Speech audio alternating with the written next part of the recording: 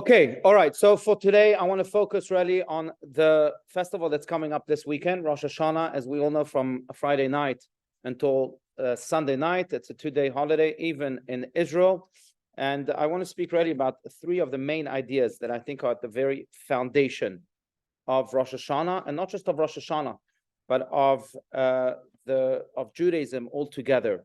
Now, I do want to begin with just asking you a question. And that is, why do you think Rosh Hashanah is called Rosh Hashanah, which is really translated as the head of the year? It should say, we should call it the beginning of the year, or in Hebrew, Tchilat Hashanah, right? Why Rosh Hashanah? Why the head of the year? Because it sounds better? Why? Anyone? The leader? Right, we also have Rosh Chodesh every month. Same idea. So why is it Rosh Chodesh, not Tchilat HaChodesh? Yes. The head of, like the leader. Okay, fine. I'm going to quote, yes. So we had 7 days creation. Right. The 7th day was the beginning. Right. That's why we have Rosh Hashanah when Rosh Hashanah takes place, because it's the 6th day. It's when Adam and Eve were created. Right. But still, why is it called the head? It should be the beginning. And if you're talking about the creation, then call it the beginning of creation. But the answer is because really this is not just the beginning of the year, it's the head of the year. And just as the head of the body is in charge of the entire body, so too the head of the year is in charge of the entire year. This is when we are told that God judges us for the entire year on all levels. How much money exactly we'll make to the cent, how many words we'll speak. That's what the Talmud says. That's why, maybe who knows how many words I have left. Maybe I shouldn't be speaking too much. That's why I want you to speak more until Friday night. But how many words was everything is determined on Rosh Hashanah. So it's not just the beginning of the year, it's the head of the year that determines everything for the entire body, for the entire year.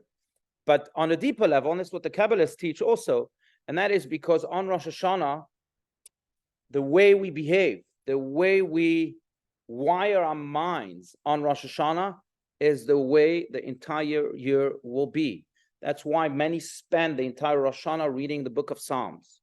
It's a great custom among all Jews from all backgrounds that they read Psalms on Rosh Hashanah, because they know that the days of Rosh Hashanah, again, are the foundation, the head of the year. And if that head is healthy, so the whole year will be healthy. They read Psalms. That's why people don't sleep on Rosh Hashanah. As the Talmud says, the one who sleeps on Rosh Hashanah, his luck, his mazel sleeps also. And we want to make sure to maximize every moment of Rosh Hashanah so that our entire year, the body that will come thereafter, will be as healthy as possible. But that's really why this is called the head of the year. To quote Muhammad Ali, Muhammad Ali was once asked, how come you win all fights? And he said, it's very simple. I go for the head. And when the head goes, the whole body goes. And I think it's true on Rosh Hashanah too. If the head will be healthy, these 2 days from Friday night until Saturday night will be days in which we'll maximize every moment to fill it with goodness and to fill it with holiness, then no doubt the entire year will follow suit. So that's an important idea to remember. But how can we indeed maximize the days of Rosh Hashanah? I think it's specifically through these 3 ideas, step 1, step 2, and step 3, and we can see right here in the reference sheets. I will begin these 3 ideas by going to the underlying idea that really gives life to those 3 ideas. The underlying idea comes from Rabbi Shneur Zalman of Liadi and the Likutei Torah, as you see here, that what precedes Rosh Hashanah is an approach that then gives life to those 3 ideas. What approach? The approach of happiness, and dare I add, the approach of faith in ourselves. Because during this month of Elul, again, what precedes Rosh Hashanah, we are told that the king is in the field. If you've heard of that. King is in the field. What does that refer to? God himself is in the field.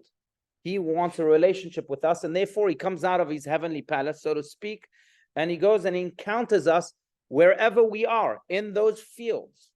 Now, when he encounters us, as it says here, he has a shining countenance, a cheerful, countenance, and he shows a smiling face to each of us. It's almost God is saying, okay, you are about to begin this new year. Yes, I want to bless you with all of the blessings that you want for this coming year. I want to judge you favorably on Rosh Hashanah. I want to make sure that this head is as healthy as it gets. So let's start our relationship beforehand. Let's encounter each other wherever you want. You don't have to come to my palace. I'll come and meet you with a smiling face. And I'm doing that so that we can create this relationship, a relationship in which I, God says, have full faith in you. And then we can start the year on the right foot. And then you can indeed receive all of those blessings. So it's important to enter enter Rosh Hashanah with this mindset that it's not just us wanting a relationship with God, but more importantly, it's God wanting a relationship with us. And he smiles at us because he believes in us. Otherwise, he wouldn't smile at us. Believes in us, and he believes in our endless potential, and he only asks that we see it ourselves. And when we can see it ourselves, then we can start the year in the healthiest way possible. So that's the general idea that is underlying the three foundations year to the head of the year, not just the beginning of the year. But let's go directly now to step one, foundation number one. And this takes us to one of the readings of Rosh Hashanah. On Rosh Hashanah, we read about the prophet Samuel, who, by the way, was probably all the way up there with Moses, maybe the most dominant prophet in Jewish history. His level of prophecy, as the commentaries point out, was also very, very high. He was maybe second to Moses, and then the rest of the prophets. There was Moses, there was Samuel, and then the rest. But Samuel has a very interesting childhood, because as you may know, and that's another reading that we have on Rosh Hashanah, his mother, Hannah, was childless for many, many, many years. At one point, she came to the tabernacle in Shiloh that existed during her time, and she poured her heart out to God, and to the point that the high priest of the tabernacle, Eli, thought that she was drunk. And she said, no, I'm just pouring out my heart. And she says to God, please, if you give me a child, I promise you I will dedicate him to you for his entire life. A year later, she was blessed with a child. She named him Shmuel, because Shmuel in Hebrew means Shama El, God listened to me, God listened to my prayer. Now he's born at the age of 3, when he's able to walk, when he's able to somehow function, she has to keep a promise. So she goes back to that same tabernacle and she says to the same high priest, Eli, here is the child of God. I have to give him up to God. Just imagine, as mothers, giving up your child like this. Of course, she continues to visit him and feeds him and so on, but he's now living in a tabernacle. And that's how he's raised, by the high priest. At the age of 9, more or less, and this is the reading here, at the age of 9, he goes to sleep and he has a dream in which, so powerful, he's awakened. Why? Because he hears someone calling out his name. Samuel, Samuel. Now he thinks that maybe it's the high priest, the only other guy in the tabernacle, calling his name. So he runs to his room. He says, did you call me? And Eli, the high priest, says, no, I didn't call you. Go back to sleep. You're just hearing voices. So he goes back to sleep. And again, he hears the same voice. Samuel, Samuel. He runs back to Eli, and Eli says, no, you're sleeping. You're dreaming. Go back to sleep. And Samuel goes back to sleep and he hears the same voice again. This time he goes to Eli and he says, oh, if you heard it a third time, maybe it's God calling you. So if you hear it again, jump out of bed and say, Hineni, here I am. He goes back to sleep, and lo and behold, he hears the same voice again, Samuel, Samuel. This time he jumps out of bed and he says, Hineni, here I am. At that moment, at the age of 9 and a half, Samuel becomes a prophet. From that moment, he indeed prophesies. And he went on to prophesy for the rest of his life, and he supervised and he anointed some of the most powerful kings in Jewish history, including King Saul and King David. But that was that moment of revelation that we study and that we read on Rosh Hashanah. Now, again, let me ask you a question. Why do you think we read the story on Rosh Hashanah? What does it have to do with Rosh Hashanah altogether? It's not a story about an apple being dipped in the honey. It's not a story about the shofar. It's not a story about Tashlich. How's this connected to Rosh Hashanah? Yes, Yun, please. Oh, Teshuvah, returning. How? So elaborate. No, but you're right. It does a lot. It has a lot to do with Teshuvah. Returning to our true selves. Because in every single one of us, we also have a divine voice that calls our name. And calls our name not just once, not just 2 times, but many, many, many times throughout our lives. Very often yet, we put it back to sleep. And we say, oh God, you're calling my name? I'm not interested in you right now. Let me go and finish this whatever it may be, this project I have or this burger that I'm eating. Let me go back to sleep, spiritually, not physically, but spiritually. But God never gives up on us, and he keeps calling our name. Samuel, Samuel, and we keep putting him back to sleep. Samuel, Samuel, and we put him back to sleep. On Rosh Hashanah, we read about this story to teach us indeed that sometimes the best reaction to God calling our name is to jump out of bed, of our spiritual bed, and say, Hineni, here I am. What can I do for you, God? I am devoted to you as ever. That's the idea of Rosh Hashanah. So again, returning to our true selves, like you were saying, Teshuvah, returning and listening to what God has in store for us, what God wants from us, not just what we want for ourselves. Now, sometimes it's hard, and this is perhaps why the first law in the Code of Jewish Law, it's fascinating, is, I'm quoting here, I have set the Lord before me constantly, listen to this, and one should not be ashamed because of people who mock him or her. Sometimes it creates some separation when you follow your own divine call. When all of a sudden you have to do good, when everyone is not, then you're different. But that's why the first law in the Code of Jewish Law is don't be embarrassed by those who mock you, because at the end of the day, this is what turns you and I into God's prophet. And that's really idea number 1 that is at the very foundation of Rosh Hashanah, and that ensures that this head of Rosh Hashanah is healthy. Asking ourselves who we truly are, what our divine calling is in life.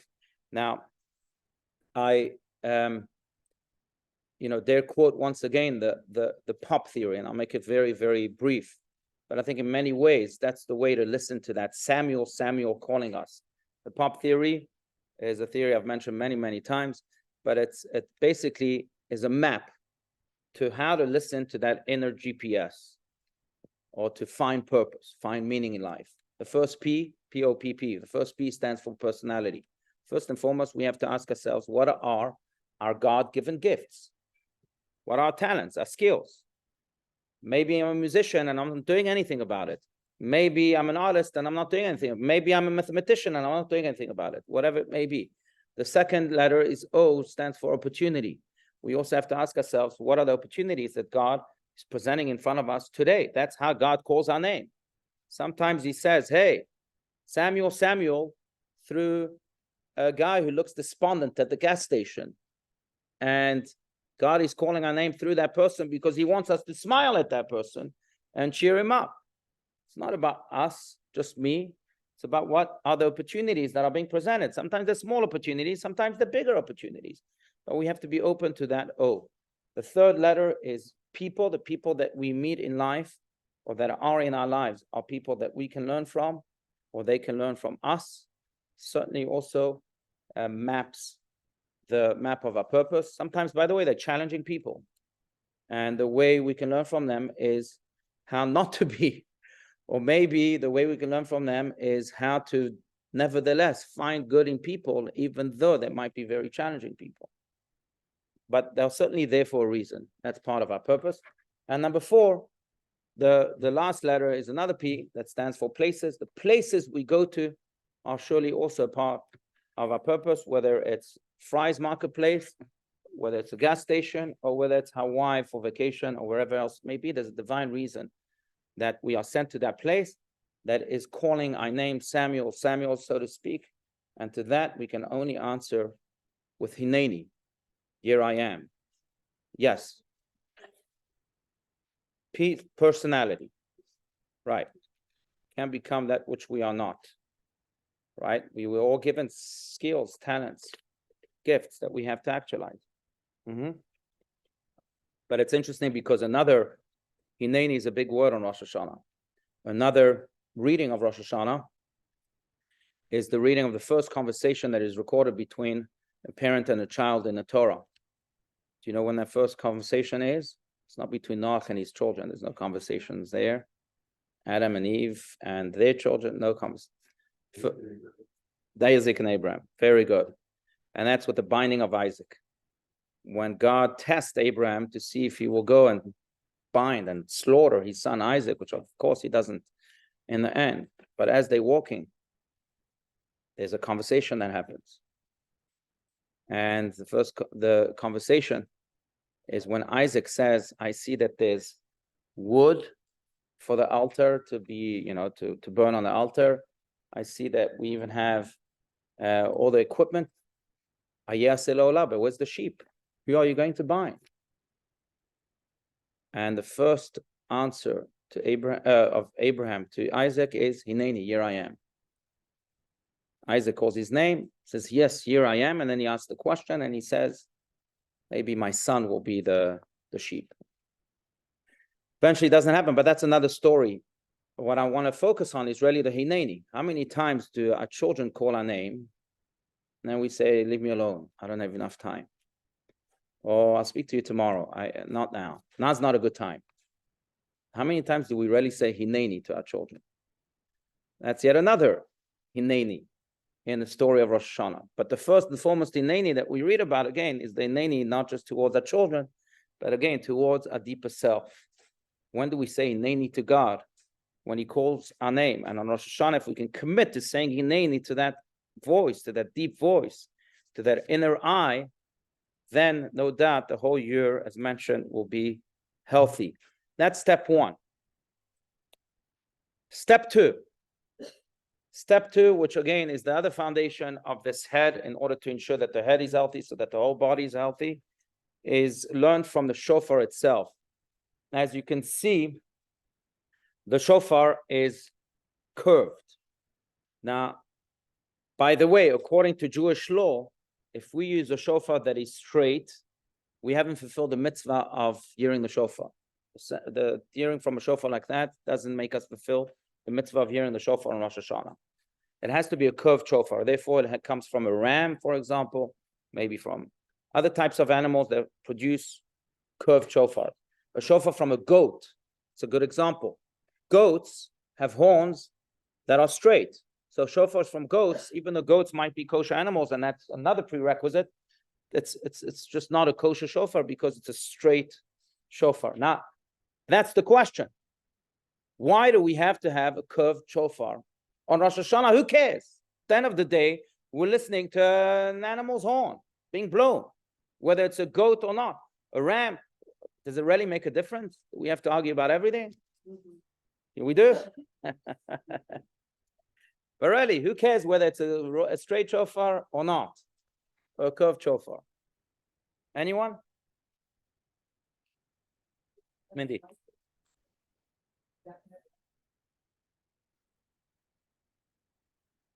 Very good. Life is not smooth sailing. Life is not straight. Life has many curves and fluctuations, no doubt. But it's not just life. It's our individual approaches to life that are also very different. The way I see life is not necessarily the way you see life. You may see life this way. I may see life this way. Our perspectives are completely curved.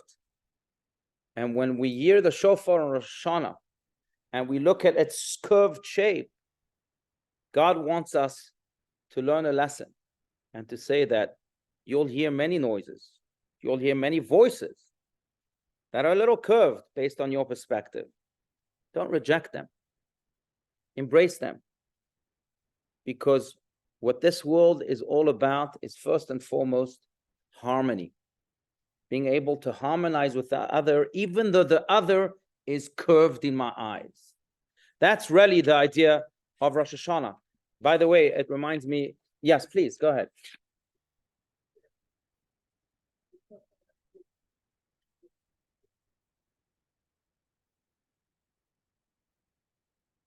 So yeah, the Rabbi Meir says that. That's the opinion of Rabbi Meir, but it's rejected. If you continue on the next page, right. Rabbi Meir says that we must use a ram's horn, which is always curved. And we follow, again, the law follows the view of Rabbi Yehuda, not Rabbi Meir, right? We must use a curved shofar. On Rosh Hashanah, we must use. But again, to understand that sometimes we'll hear a perspective that's a little curved in our eyes, yet we have to harmonize with it and embrace it. It reminds me of this great quote from Why Marriages Succeed and Fail by Dr. John Gottman. And does anyone want to read this? 2 main factors contribute to a workable relationship. Anyone? Please, Manny, go for it. All right, let me just point to where it is to everyone here. It's the first reference on the second sheet. Go ahead. Sure. Yeah. The second is that they realize that truth is not always it is often objective. What is really true for you may not be true for me. But I still must realize it is real true for you. I'm not going to upset with you that this is vital, important, and real for you. We are not talking here of objective moral truths that are not relative, but rather about how people perceive history. Right. And by the way, in that book, he has a great cartoon. I don't know if you've ever read this book, but he has a great cartoon where he has a big number on the floor that looks like a number 9. But then you have in that cartoon 2 people on either side of the number 9. On this side, the guy that sees the number on the floor says, oh, it's a number 9. And you have a blurb saying it's a number 9. But on that side, the guy looking this way says, and that's what the blurb says, no, it's a number 6. Right? Because if you stand here, it's a number 9. If you stand, it looks like number 6. And then the underline is, who's right? They're both right. They're both right. It depends on the perspective. And very often we unfortunately, we X out people of our lives. I just said that. I want to write about it. Just maybe a completely trivial perspective here. But it's interesting because Elon Musk, and nothing against Elon Musk, but Elon Musk just changed the name of Twitter to X, right? The symbol of Twitter was a bird, was flying, symbolizing, I think, ultimate relationships, especially if that bird has an olive branch.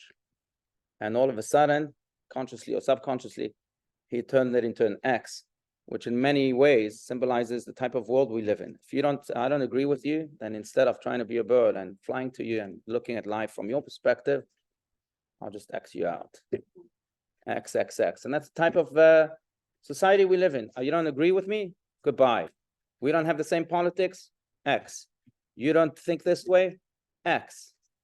And how terrible of a world it is to live in. God here is saying on Rosh Hashanah, the day he created humankind, Adam and Eve, as we were saying, if you want a functionable world, a world that is healthy, then learn to embrace each other's curves. Know that the shofar that you see might not be the shofar that you want or that you completely agree with. It's a curved shofar in your eyes, but still embrace it, listen to it, empathize with it, because that's what life is all about. Of course, we're not talking about moral truth. Do not murder is do not murder. The murderer can come and say, "Oh, that's my truth. To murder is to murder." But okay, we're not talking about these types of moral truth, but we are talking about the general perspectives and the general feelings of people. You know, one of the great stories in the Hasidic world is about, I think it was Rabbi Shneur Zalman of Liadi, who we quoted before, who had to raise money for a bride in his village that just could not pay for a marriage, for a wedding. So he helped her. It's a big mitzvah. It's called the mitzvah of achnasat kala, not just the mitzvah of tzedakah. And he went to this very wealthy Jew in his town, and he knocked on his door, and it was a very freezing, wintry day. And he's knocking. Finally, the wealthy man opens. He says, "Oh, Rabbi, you came to me. Come in. He says, "No, I'm not coming in." He says, so what do you want? Tell me quickly. It's freezing. I can even feel the cold just opening the door. He says, I'm here just to raise money for this bride. Doesn't have money for a wedding. So he says, "Sir, I'll write you a check. No problem. Just come in." He says, "No, I don't want to come in." He says, "Why don't you want to come in?" And he tells the wealthy man, "Because I want you to feel this cold. If you feel this cold, then you'll understand the way she lives. She doesn't have money to burn wood, to have fire. She's freezing every single day and every single night. And if you can feel her cold, maybe it will open up your heart a little bit more." But that's the great idea of embracing the curved shofar. Sometimes I don't always see life the way the other sees life. But it's just the question of whether I'm able to get out of my shoes and put myself in other person's shoes, and then truly feel that other person. If I'm able to do so, then I'll be able to embrace a curved shofar, and then my whole body, again, my whole year will be a healthy year, and humankind altogether will be healthy. I know I've quoted this before, but I'll never forget that when I became a rabbi, as I mentioned in the past, I came to my beloved rabbi, Dean Stein's also blessed memory, with a diploma, and I said to him, okay, I'm a rabbi now, what does this mean? And what he said, I'll never forget it, he said, what this means is very simple. And that is that now that you have this piece of paper, it means people will come to you with questions. But your role as a rabbi is to understand the question behind the question, to understand the person, not just the question, the person that's asking the question. Now, how often do we dismiss people because we don't even have the courage to enter their shoes, to understand them? If we could only enter the shoes, life would be completely different. And yes, the world will be much more healthy. Another story I may have shared is that when I was 16, I was in Jerusalem, and it was getting dark, and I had to pray the afternoon prayer, the mincha prayer, before it gets dark. So I asked someone in the street, some stranger, I said, do you mind pointing to me the closest synagogue here? And of course, there's thousands of synagogues in Jerusalem. So they're right around the corner, on the left, right there, there's a synagogue. I walk into a synagogue I'd never been to in my life, for the sole purpose of praying the afternoon prayers. I'm there, I open the siddur, I'm there praying, and all of a sudden, as I just begun, this man walks in with his 4 children, and they start running around and being as wild as it gets, taking these siddur holders, which many schools have, and banging them like this. You can imagine the noises. And I'm saying to myself, gosh, I came here to pray. Can he control his children? Little did I know that after I had children, that sometimes the children behave. But still, I'm judging and I'm upset and I'm not focusing on my... And at the very end of the prayer, his father tells his children, hey, kids, come. It's time to say Kaddish for Ima, the mourner's prayer for mother. And then I said to myself, that was so bad, so terrible. I was judging those kids and they just lost their mother. Obviously, that's how they'll behave. But what was my problem? That I didn't have the ability to, again, get out of my shoes and put myself in their shoes. If only I could embrace that curved shofar, then maybe my whole davening would have been different, and my whole life would have been different. But that's a tough lesson I learned on that day. And that, again, is the foundation, the second foundation to Rosh Hashanah, and to ensure that the whole body, the whole year then will be indeed healthy. That's number 2. Number three, and we can go, I'm not going to read every reference, but feel free to read them or study them yourselves. Let's go to foundation number 3, and that relates to yet another reading of Rosh Hashanah. Another reading of Rosh Hashanah is the reading of Yitzchak being born. Now, Yitzchak, we mentioned before, takes quite the center stage of Rosh Hashanah. We also speak about the name of Yitzchak and how he was named Yitzchak, which means laughter, because Sarah had laughed the year before when an angel came and announced to her, you'll have a son. She laughed. She said, this is impossible. I'm too old to have a son. I'm 90 years old, but she had a son. And therefore she named the son Yitzchak, laughter, in commemoration of the laughter that she had when she was announced that miracle. But my question to you again is, why read about Yitzchak, the birth of Yitzchak, on Rosh Hashanah? He wasn't even born on Rosh Hashanah. He was born on the eve of Passover. Why read about Yitzchak? What's the connection? Anyone? Guess. Told you I might run out of words before the... It's either lack of price or better lack. Because sometimes what? Sometimes either you're going to cry Oh. or it's better than one. Very good. Very, very good. In many ways, it's because here on Rosh Hashanah, as we're about to face a new year, God is trying to teach us how to face this new year. Face it with laughter. Sometimes that's the only choice you have, laughter or sadness. God says, embrace every challenge with laughter.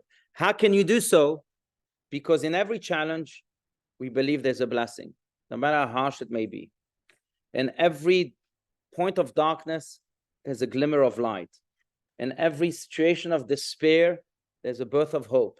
That's what Judaism teaches us on Rosh Hashanah. I want to read this last reference here. Rabbi Shneur Zalman of Liadi on the second sheet. Life offers us this opportunity each day of our lives. Does anyone want to read? Anyone? The words are powerful. Anyone? Go ahead. Don't get me. Okay. Oh.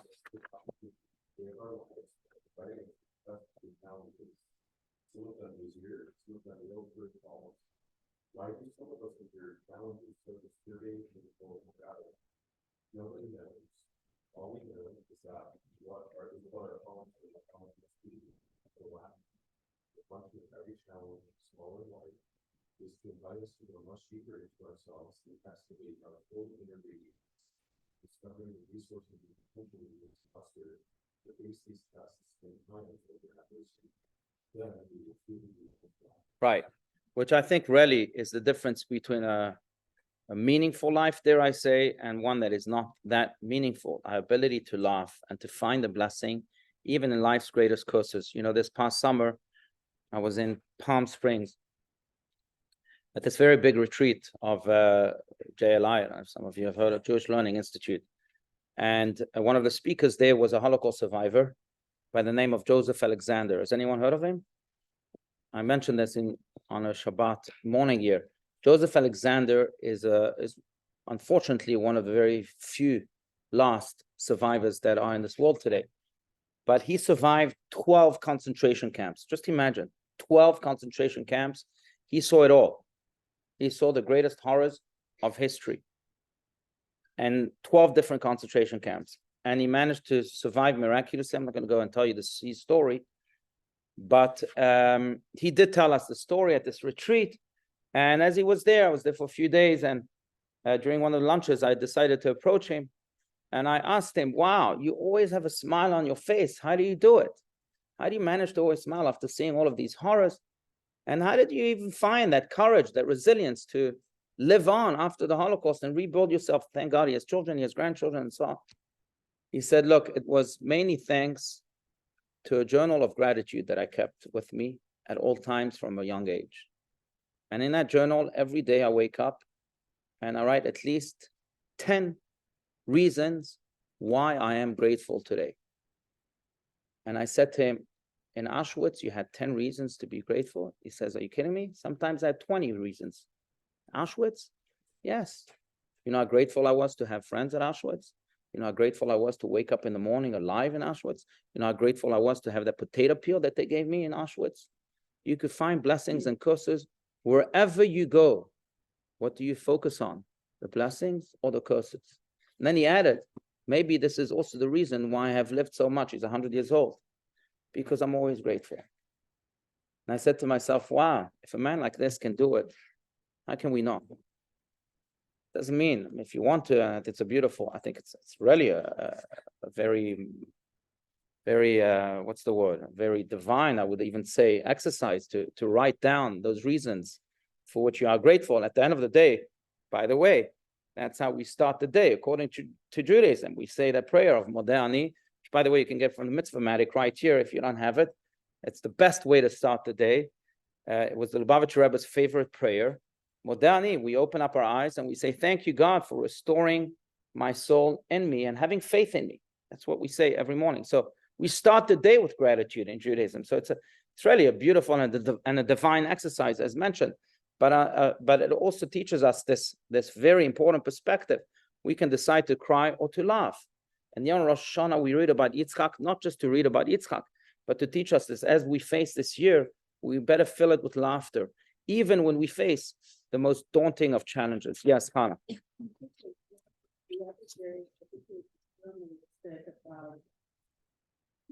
of turning your phone on first thing in the morning, you can put down your goals for the day. Right. And I started doing that in the work. Oh, good. So I wake up, I do my Modeh. That's the mindset of goals, right? I was talking about, yeah. Yeah, the mindset of goals, yeah. Right. Good. Well done. And then I wash my hands. The other thing I want to say about the survivor, my parents are both Holocaust survivors. Mm-hmm. And my father lost his entire family in Brooklyn. But he would walk around singing. I've told you, he sang, I always forget his song, but anyway. And I'm like, Abba, how can you be so happy? And he said to me, how can I not be happy? I have a roof over my head. I have clothes. I want to wear a white shirt. And I have food on the table. Beautiful. Right. And that was just. See, that's what you focus on. That's right. It was always like that, to be very, very positive. Right. And I think I am. Oh, very good. You are. And if I don't, I just watch it. X, remember.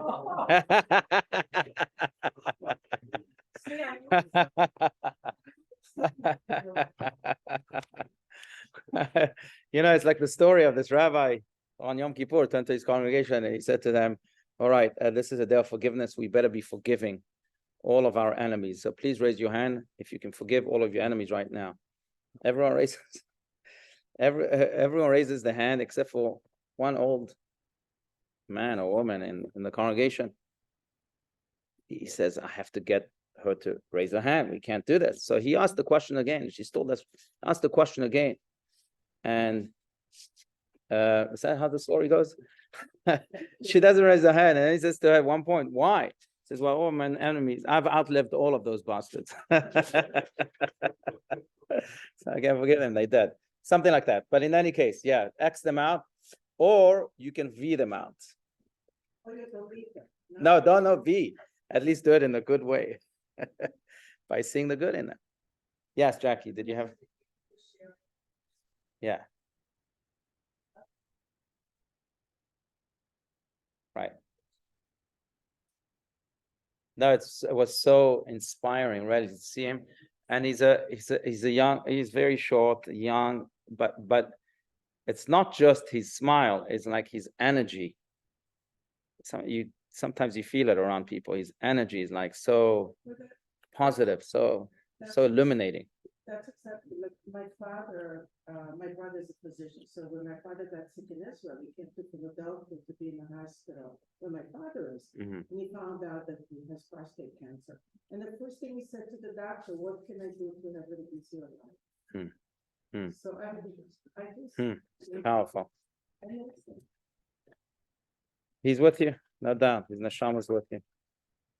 All right, I just want to finish with one thought. This is a story, one of the most astonishing stories in the Tanakh. Yes. What did the V stand for besides victory? Oh, V someone up. the V. Then no, V means you give them, you validate them. V, right? It's just like when you check boxes, some people use X's. I've always been against that. I tell my children, if you need to check boxes, you go to the doctor's office and tell you have you had diabetes, have you had this, have you had that. Instead of Xing, V. X is in general not a good. You have to be careful even about the details of life. Lubavitcher Rebbe was very careful about the words he said. He never used the word deadline, for example, because it has the word dead. He never used the, in Hebrew, hospitals are called the house of the sick, Beit Cholim. And he would be very much against that. He would say it's not a house of the sick, it's a house of healing. You go there to heal. Beit Refuah, you should call it. So you have to be careful with the words. You have to be careful with what you write. So I'm saying X is in general not a good thing. You don't want to X. X is delete. You don't want to X people. Or you don't X boxes. Use a V. V is validation. V is always much more positive. V is for victory. Thank you. Yes. In talking about the Xing, if someone is toxic to you, if you're Xing them, you just don't want that toxic around you. Right. Is it so terrible? No, so you don't have to X them. You can keep your distance. You have to X them. They still are. Look, God made them wake up this morning. If God decided that they are worthy of living, who am I to decide that they are not worthy of living? Right. I get it, but I'm just saying. Okay. So Right. Right. So you keep your distance. They are worthy of living in their own bubble, but that doesn't mean that you want to erase them and delete them. Goodbye. Right? You don't want to X them. No. Right. But yeah, some people are toxic, and some people, are toxic for reasons that are way beyond you, that have nothing to do with you, even though they might blame you for it. But so with people like that, yeah, The world, I meant. right. Yeah, of course. No, Keeping a yeah, distance. yeah, keeping a distance, exactly, right. Yeah. Okay, so just to conclude with this biblical story, this is a biblical story of tremendous self-control and bravery, dare I say, about a man named Palti. Palti was an anonymous soldier in King Saul's army. He was given a task that was impossible. Why so? Because during his times, Palti's times and King Saul's times, there was another soldier who actually was quite famous, and was probably the most courageous soldier in the army. Who was his name? What was his name? David. David, who later became King David. David was becoming very, very popular, and King Saul was feeling very threatened by this young man, David. He was saying to his closest friends, hey, this guy is going to overthrow me. He's going to take my place. I have to get rid of him. This David is no good for me. Almost like, like a dictator. Like, I won't mention other names. Like, okay. So what does he decide to do? King Saul decides to send David into battle, hoping that he will die. And he says to David, look, I have a challenge for you. If you can go to battle the Philistines and kill 100 of them, then I will reward you by giving you my daughter Michal as a wife. Michal was a beautiful woman and had many good qualities. David said, fine, challenge accepted. And he went into battle. Not only does he kill 100 of the Philistines, but he kills 10,000 of them. Now he comes back from battle and he wants to marry Michal. But King Saul tricked him. How so? Just before David came back, he had heard that he had killed 10,000, that he would have to keep his promise. So just before he came back from the battle, King Saul took his daughter Michal and he said, look, I'm sorry, you have to marry Palti. King David comes, he's not a king yet. David comes back from the battle. He says, where's my wife?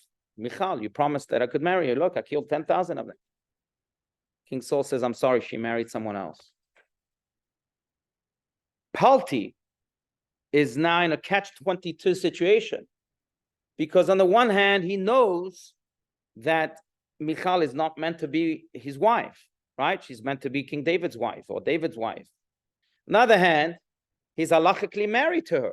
They had a wedding under the impositions of King Saul, but the marriage was legit. So he doesn't know what to do. Should I touch her or should I not touch her? On that first night, after the chuppah ceremony, after their wedding, Michal and Palti go to their home, and Palti says, no, I can't do this. She belongs to another man. Fine, I was legally married, but she's not mine. What does he do? He takes his sword and plunges it in the middle of the bed. And he tells Michal, look, if you dare come to me, let the sword kill you. If I dare come to you and touch you, let the sword kill me. And they never slept, they never touched. And it went on for years and years, until eventually King David became king, and then Michal was able to marry David. Now, my question to you is, why did Palti take his sword and plunge it in the middle of the bed? If their temptation was so strong, they would have taken out the sword and had an intimate relationship. If the temptation wasn't that strong, so you don't need a sword there. Why the sword? See who would make the decision. To see who would be injured first. I the sword.